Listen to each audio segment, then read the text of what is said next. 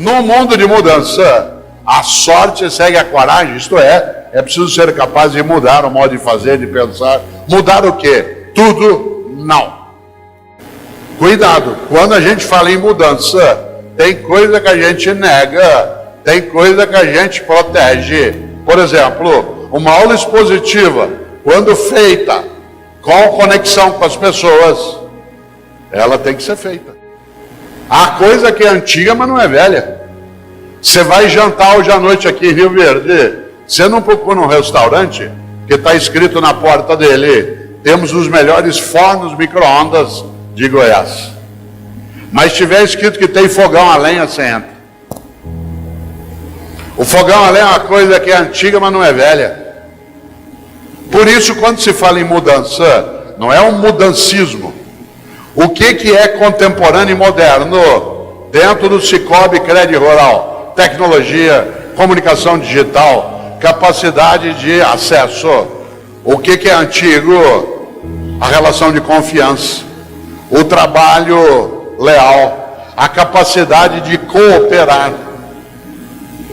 A ideia de que uma cooperativa tem que ter ambição, mas não pode ter ganância. Não confunda ambição com ganância. Uma pessoa ambiciosa é aquela que quer mais e melhor. Uma pessoa gananciosa é aquela que quer só para si, a qualquer custo. Uma cooperativa é movida à ambição, jamais por ganância. Que a ganância te leva até algum sucesso, mas ela destrói a comunidade, destrói a condição de vida. Claro que o Cicobi Crédito Rural tem ambição, quer mais e melhor, mas não de qualquer jeito. Aliás, um lema não escrito de quem é decente é: não fazemos qualquer negócio. Não fazemos qualquer negócio, porque há negócios que, embora possam ser feitos, não devem ser feitos. Nessa hora, claro, você é ambicioso, que bom, quer mais e melhor. Eu, Cortella, sou ambicioso, quero mais e melhor saúde, mais e melhor condição, mais e melhor afeto, mas eu não quero só para mim, e nem a qualquer custo. Se você observa, o Brasil, nesse momento, está começando a detectar todos os gananciosos mais recentes. Aliás, uma pergunta que eu me faço, e acho que você também, quando você vê as denúncias, até onde eles iriam? Até onde eles iriam? Depois de 30 milhões, 40 milhões, até onde o cara iria? O que ele faria com aquilo? Outro dia eu ouvi Augusto Cury falar uma coisa ótima. Ele dizia: você quer o quê na vida? Ser o mais rico do cemitério? Olha que coisa interessante. A ambição, que é uma coisa que é antiga, não é velha. Uma aula expositiva. Você já imaginou, se você contar para alguém que você veio hoje à noite aqui no clube e ficou 1h30 ouvindo uma aula expositiva no mundo de tecnologia, mudança, a pessoa vai falar: você está louca? Claro que não. Eu estou usando aqui o mais avançado meio de aprendizado que existe, a tecnologia mais séria de conhecimento, chamada cérebro humano. Cada um aqui trouxe o seu, espero que leve na hora que for embora. Ele é wireless, é Bluetooth, é alimentado por carboidrato, proteína, açúcar e soja. Tem 3 milhões de anos de uso. Inventou tudo isso. Uma coisa que é antiga, mas que não é velha. Por que eu estou dizendo isso? Porque a tendência de algumas pessoas quando você fala de mudanças velozes, dela mudar todas as coisas. E não é assim. É preciso mudar o que tem que ser mudado. Por exemplo, eu sou professor há 42 anos, será que eu já sei dar aula até certo ponto? Eu preciso conhecer o meu aluno. O que ele ouve? Qual música ele ouve? Qual filme ele gosta? O que o emociona? O que mexe com ele? Para isso eu preciso ouvir o que ele ouve. Eu tenho um hábito, todos os dias sem exceção, eu ouço música por 30 minutos, das 5 às 5h30 da manhã, todo dia. Como eu acordo às 4h30, há mais de 40 anos, das 5 às 5h30 eu ouço música. Ouço o quê? O que o meu aluno ouve. Quando eu quero música para minha diversão, é outro horário. Mas eu sou disciplinado. Amanhã, das 5 às 5h30, antes de eu sair em direção a Goiânia, ouvirei música. Para quê? Para eu estudar. Por exemplo, hoje eu acordei em Goiânia, fiquei meia hora ouvindo One Direction, que é uma banda que meu aluno ouve. Eu preciso saber o que ele gosta. Amanhã eu vou ficar meia hora ouvindo Lady Gaga, Paparazzi, Poker Face, Bad Romance, Alejandro, Telefone. Meu aluno gosta. Se ele gosta, eu não posso achar que ele é tonto. Tem que aprender com ele. Domingo eu vou ficar meia hora ouvindo, é difícil para mim, vou ficar meia hora ouvindo sertanejo universitário. Eu tenho dificuldade. Eu tenho uma esperança em relação ao sertanejo universitário, que eles se formem. Certo? No entanto, é claro que essa brincadeira minha serve para eu dizer algo. Eu sou caipira, eu gosto de música caipira. Mas tem gente que gosta do sertanejo universitário. E quem gosta não é tonto. Eu é que tenho que ter humildade para aprender. Da onde que você tira prazer? Por que você curte aquilo? Por que você gosta de dançar? Porque se eu for arrogante e achar, não, música é Tunico e Tinoco, também é.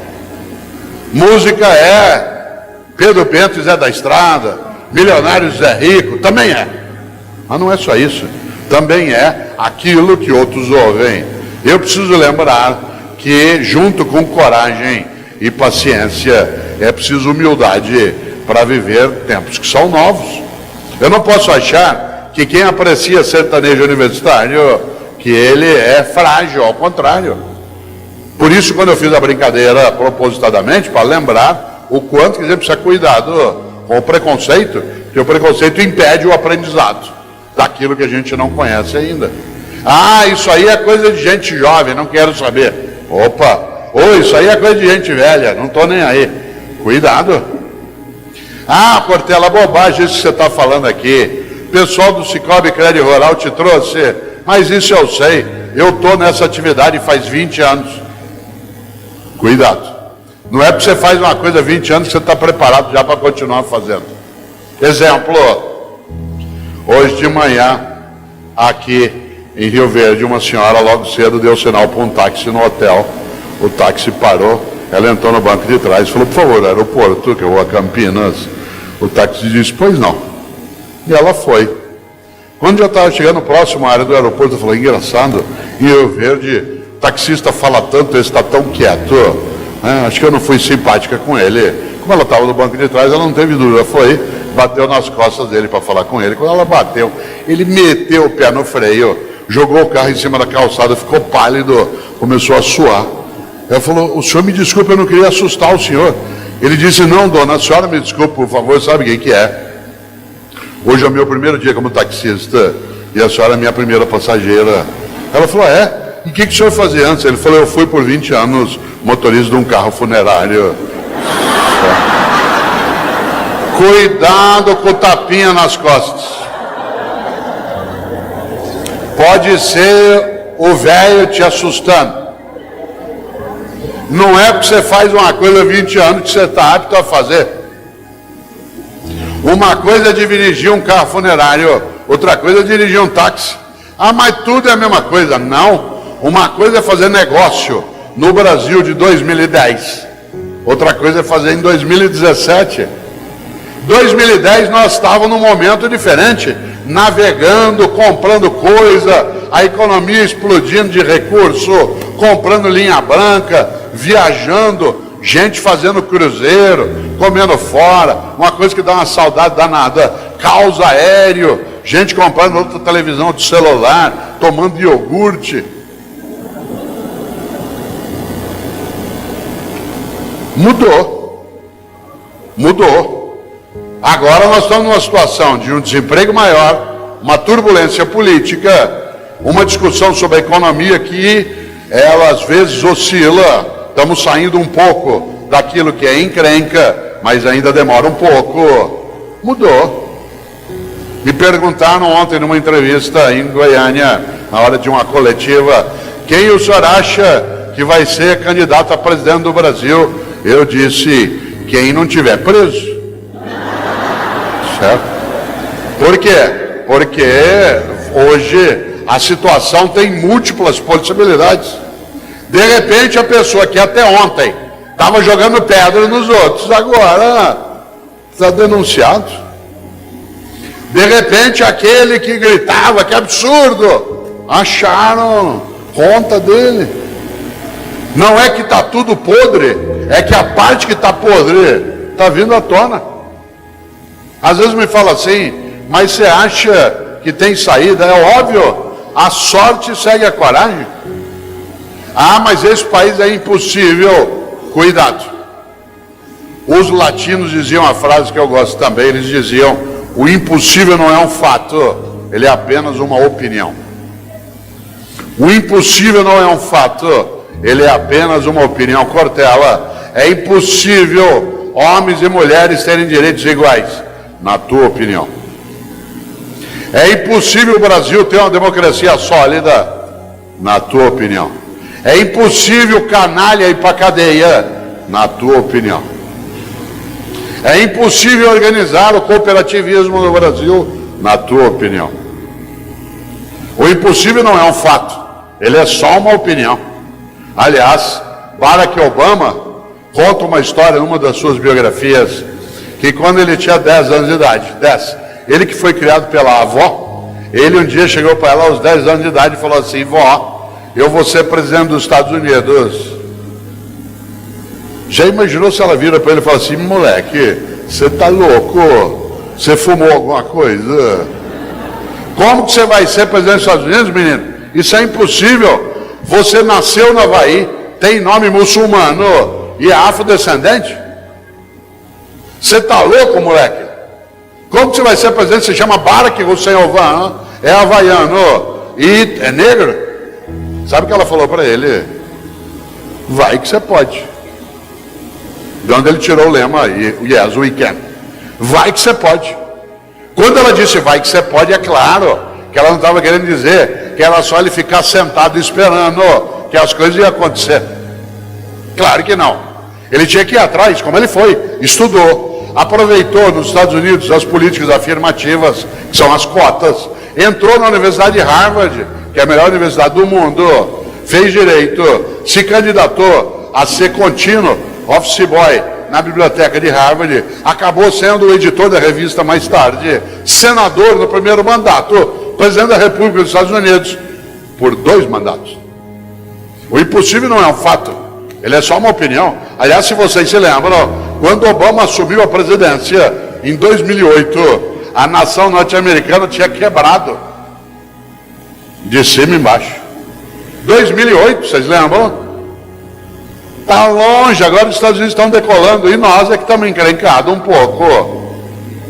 2008, nos Estados Unidos, com os derivativos do subprime, a economia norte-americana quebrou no dia 16 de setembro de 2008, vocês lembram? O banco Lehman Brothers, o banco mais antigo do mundo em operação, faliu. Na sequência, a IG Seguradora babou. Logo depois, General Motors pediu concordata, da qual ele já saiu. Claro, eu, Cortella, gosto de lembrar uma coisa, eu às vezes tenho alguma atividade na Globo News, e a Globo News tem um programa, que agora é diferente, chamado Conta Corrente. E quando começou a crise em 2008, em setembro, eles criaram o Conta Corrente Especial, que era só para discutir a crise. E na primeira semana de outubro, a crise começou na metade de setembro, na primeira semana de outubro, eles me chamaram para discutir a crise, porque Estados Unidos estava quebrando, a Europa estava com dificuldade, nós estávamos ainda sossegados. Me chamaram na primeira semana para discutir a crise, eu e um economista brasileiro de alto nível, professor Alquimar Moura. Naquele dia o programa estava sendo apresentado pelo Ricardo Lessa. E mal o programa começou, chegou um e-mail óbvio de um espectador. Pergunta dele no e-mail: o que faz um filósofo num debate sobre crise econômica? E eu respondi: amado espectador, eu tenho 2 respostas para você. A primeira eu vou dar agora, a segunda eu não posso dar no ar, porque ela tem um componente erótico, mas a primeira eu posso dar aqui mesmo. Eu estou absolutamente à vontade nessa conversa sobre crise econômica, completamente à vontade, por uma razão. Todos os economistas até agora, todos sem exceção, que eu vi, ao serem perguntados em relação à crise, quando perguntados o que acham que vai acontecer, todos disseram que não sabem o que vai acontecer. Pois bem, nem eu. Por isso, economista ou filósofo, dá na mesma. O programa seguiu. No intervalo, Lessa virou e falou assim: Cortella, você falou que você tinha uma segunda resposta para o espectador. Você pode falar para mim? Falei: posso, se você desligar o microfone. Ele desligou. Falei: seguinte, eu estava certo, viu, infelizmente. Ele falou: o que você acha que vai ser essa crise? Isso em 2008. Falei: seguinte, você já transou com um gorila? Ele falou: é óbvio que não. Falei: então, nem eu. Mas pode ter certeza de uma coisa: no dia que você fizer isso, vai ser do jeito dele. Por isso eu vou te contar uma coisa: o gorila continua solto. Só tem um jeito de enfrentá-lo: junto. Só tem um jeito de enfrentá-lo: cooperando. Só tem um jeito de enfrentá-lo: com a união. Ele continua solto. Saiu dos Estados Unidos, foi passear na Europa, agora está andando por aqui, animadíssimo. Aliás, uma coisa que ele mais gosta é de gente distraída, gente que acha que não tem saída, gente que acha que quem escapa é sorte. Claro que não. A sorte segue a coragem. O impossível não é um fato, ele é apenas uma opinião. O Brasil está num momento difícil, sim. Tem alternativa, é óbvio. Se a gente tiver mais inteligência, mais capacidade, mais força daquilo que a gente tem que fazer, mas acima de tudo, se nós sairmos fora de algo que é muito perigoso. No mundo de cenários turbulentos e mudanças velozes, é preciso lembrar do que um dia escreveu um grande italiano do século VI, chamado Benedetto di Nursia. Benedetto di Nursia, que católicos, anglicanos e ortodoxos chamam de São Bento. Benedetto di Nursia, ou São Bento, um homem que fundou uma ordem religiosa magnífica chamada Ordem Beneditina. Ele, que fundou a Ordem Beneditina, criou, aliás, para a ordem um lema que eu acho estupendo, que em latim, você sabe, é ora et labora. Ora et labora, isto é, reza e trabalha. Reza e trabalha. Porque só rezar as coisas não acontecem. E só trabalhar sem rezar as coisas pedem reverência. Reza e trabalha. Mas esse homem, São Bento, fez uma regra de funcionamento. Assim como há um regimento, um estatuto dentro do Cicobi Crédito Rural, existe na Ordem Beneditina um regimento, um estatuto, que é chamado de regra beneditina. De todos os itens da regra beneditina, aquele que eu mais gosto, e eu queria partilhá-lo aqui agora, nesses teus 8 minutos de desespero, antes de 21 horas, eu queria lembrar, aquele que eu mais gosto é a regra de número 34.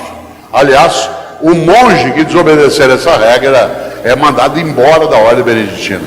A regra 34 de São Bento tinha que estar no alto de toda a escola, toda a cooperativa, toda a família, todo o governo, toda a empresa. A regra 34 de São Bento diz: é proibido resmungar.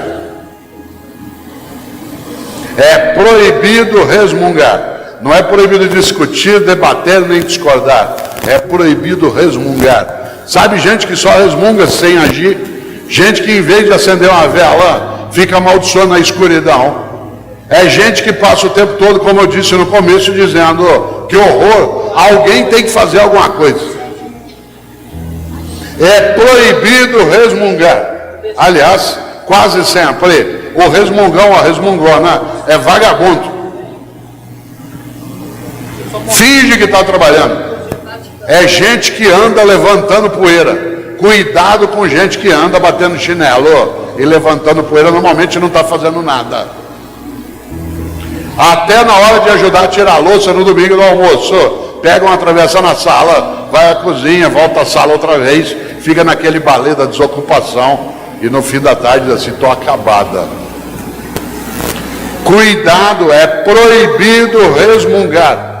Aliás, gente que só resmunga é vagabunda. E para poder ser vagabunda, essa pessoa, como todo vagabundo, ela é pessimista.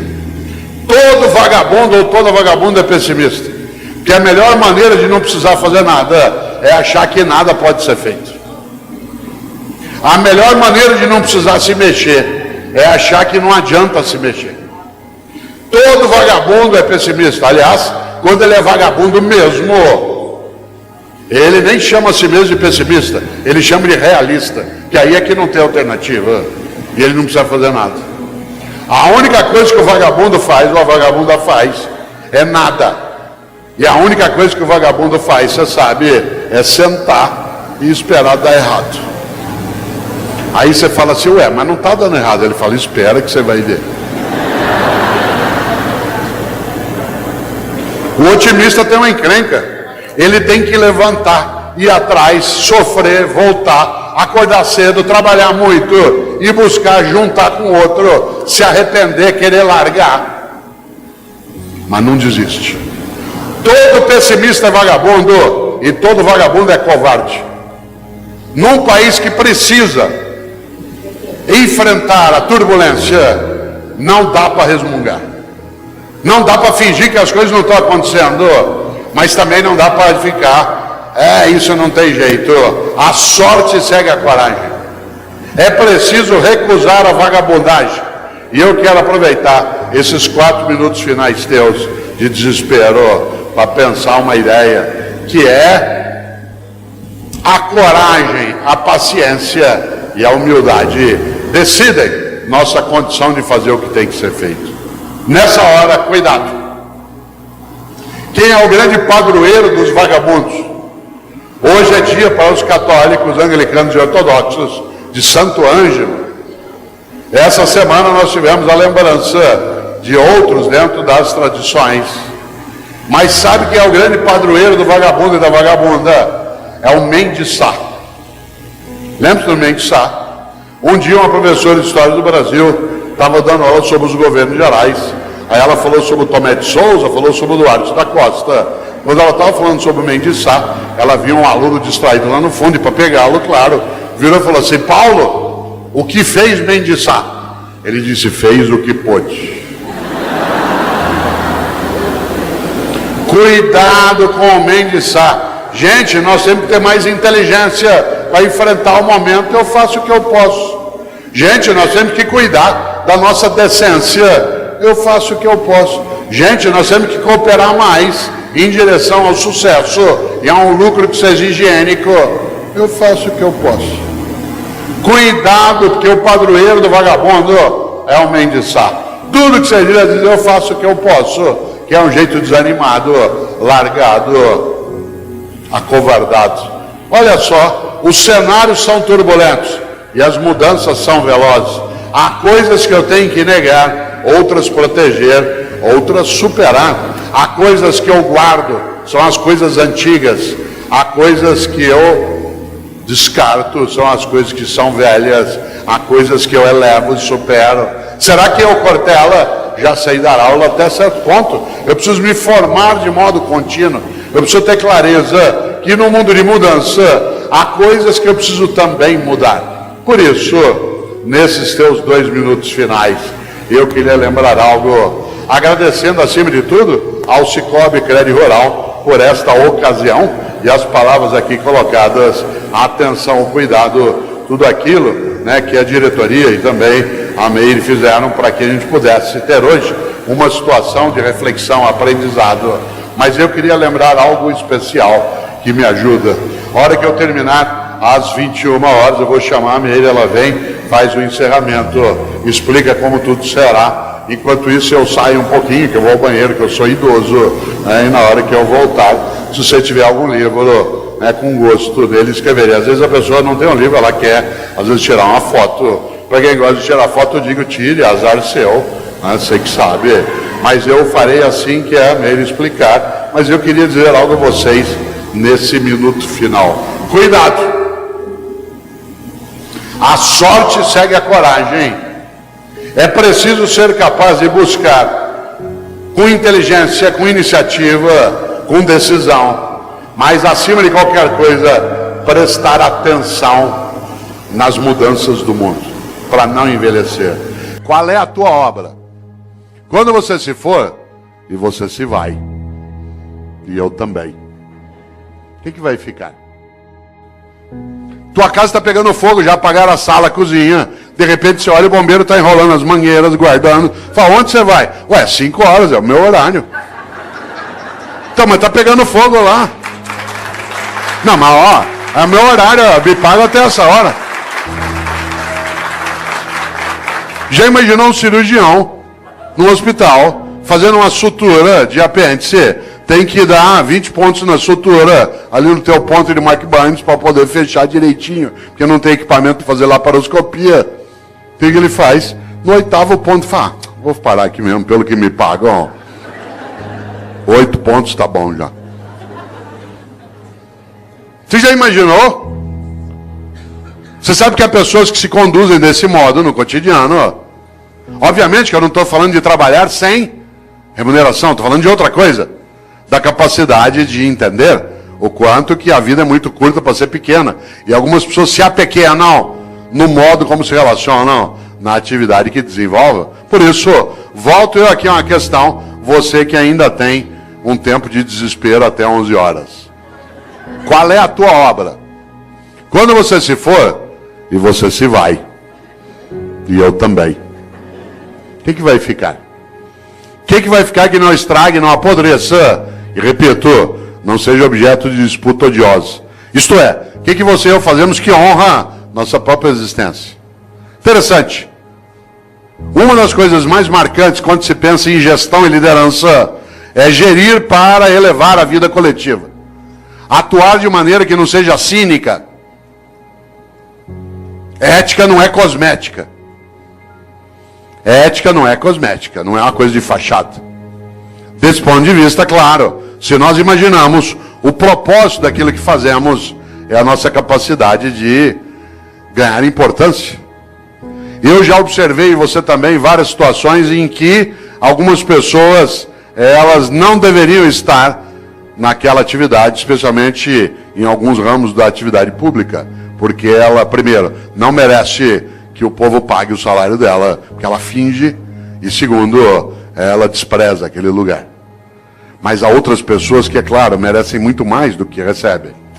Há outras pessoas que, de fato, têm que ser honradas no dia a dia, na atividade pública, mas nem sempre. Afinal de contas, como você bem lembra, há uma coisa aí que é decisiva, que marca, inclusive, nossa percepção. A ideia que se tem até, né, e que não pode, de maneira alguma, ser deixada de lado de pessoas que não querem se apequenar. Curioso. Quem aqui é professora ou professor, se você acabou de entrar na atividade de docente, se você é um funcionário novo na Câmara ou na Prefeitura, vou te dar um conselho. Se você quiser ter uma vida que seja relevante, que cresça, ouça o que eu vou dizer. Afaste-se de funcionário velho. Afaste-se de funcionário velho. Aproxime-se de funcionário idoso. Não confunda idoso com velho. Idoso é uma pessoa que tem bastante idade. Velho é aquele que é morno, que acha que já sabe, que não precisa mais se mexer. Afaste de professora velha na escola. Sabe como é que é professora velha? Idoso é uma pessoa de 65, 70, 80 anos de idade. Velho é aquele que é morno. Quer ver um exemplo? Você chega numa escola cheia de ideias, quer fazer coisas, a professora velha fala assim, ih, sossega aí. Com o tempo você vai aprender. Quando você estiver no meu tempo de serviço público, você vai ver, sossega, fica na tua, é só mudar governo, as coisas voltam ao que era. Afaste de funcionário velho. A pessoa velha, ela faz mal. Ela é homicida. Isto é, ela assassina as condições de vida coletiva numa comunidade. Se ela estiver na atividade pública, pior ainda. Você já imaginou? Aproxime-se de gente idosa. Gente idosa quer aprender, frequenta a escola, vem para debate, lota um auditório na Câmara. Os que têm mais idade aqui, alguns perguntariam, tal como eu, o que você veio fazer? Quero continuar aprendendo, sabendo, indo buscar.